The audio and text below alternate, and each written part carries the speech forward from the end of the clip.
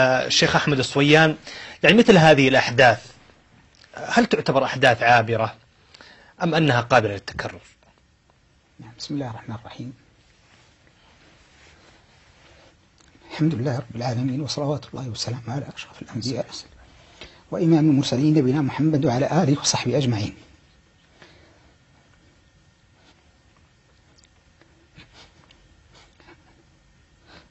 أن يجرح الإنسان في عرضه أو في نفسه أو في والديه أو في ماله أهون على كل مسلم من أن يجرح في حبه لرسول الله صلى الله عليه وسلم.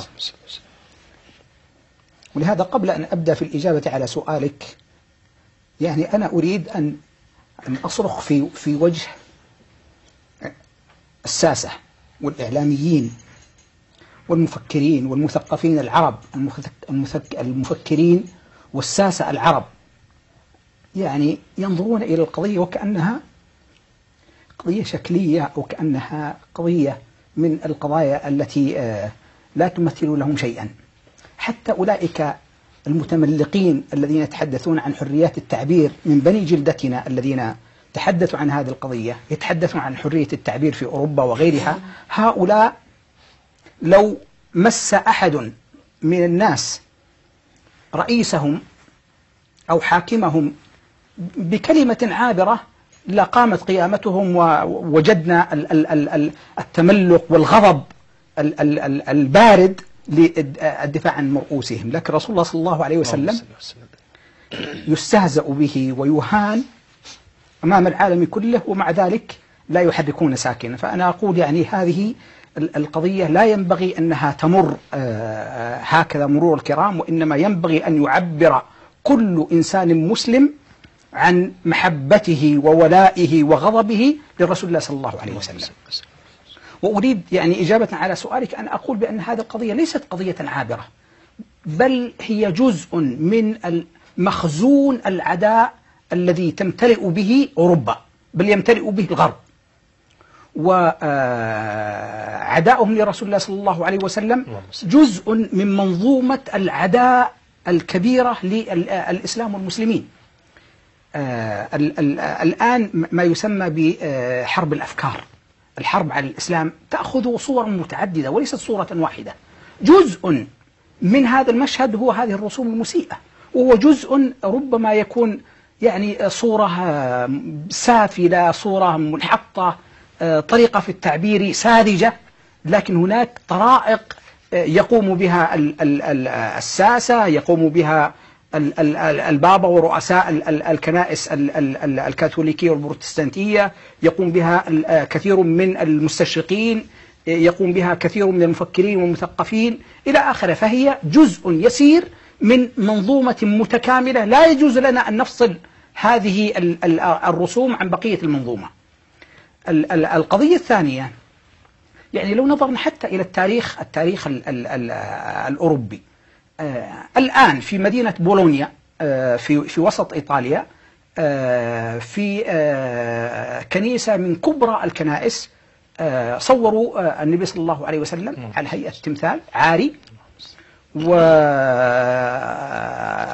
ويشتعل في النار وكأنه يعذب، ويكتبون اسم النبي صلى الله عليه وسلم. هذه الصورة لا أكثر من 500 سنة، وعلى الرغم من أنها قديمة إلا أن المسلمين تتكرر مطالباتهم لهذه الكنيسة وللبابا الفاتيكان بأنها تزال، ومع ذلك مصرين على بقاء هذه الصورة. في كنيسة سيدتنا العزيزة في بلجيكا أيضا صورة النبي صلى الله عليه وسلم وهو يحتضن القرآن الكريم، ويزعمون أن الملائكة تطأه، ولا زالت هذه الصورة قائمة إلى يومنا هذا. هذا في الكنيسة. وتعرفون بأن البابا السابق بنديكت السادس عشر يعني قبل سنوات قلائل يعني جرح النبي صلى الله عليه وسلم وتكلم بكلام بذيء ساقط على رسول الله صلى الله عليه وسلم. فالمقصود بأن هذا ليس حدثا عابرا، وإنما المخزون الديني عند هؤلاء يمتلئ حقدا وغيظا على رسول الله صلى الله عليه وسلم. ويسمح لي الشيخ إبراهيم، يعني أنا ربما أختلف معه إلى حد ما في أن يعني كثير من هؤلاء لا يجهلون من هو النبي صلى الله عليه وسلم. نعم، ربما العامة بعض الكثير من عامة الناس قد لا يعرفون النبي صلى الله عليه وسلم، لكن هؤلاء الساسة ورؤساء الكنيسة وأرباب الفكر في أوروبا يعرفون من هو محمد صلى الله عليه وسلم، يعرفونه كما يعرفون أبنائهم، لكنهم يعني بسبب غيظهم يجرحون النبي صلى الله عليه وسلم هذا الجرح. بل حتى يعني هذه القضية ليست خاصة المتدينين في الكنيسة، بل حتى الليبراليين. دانتي الأديب الشهير من أشهر شعراء إيطاليا له ملحمة شعرية عنوانها الكوميديا الإلهية، كلها استهزاء بالنبي صلى الله عليه وسلم وسب للنبي صلى الله عليه وسلم، ويتداولون هذه الملحمة الشعرية في أقسام الأدب في معظم الجامعات الأوروبية. فولتير المفكر الفرنسي الشهير، المفكر ليبرالي وليس متدين، ليس كاثوليكيا أو بروتستانتيا، بل هو ملحد، ومع ذلك له مسرحية أيضا متداولة عن المتعصب يقصد به رسول الله صلى الله عليه وسلم.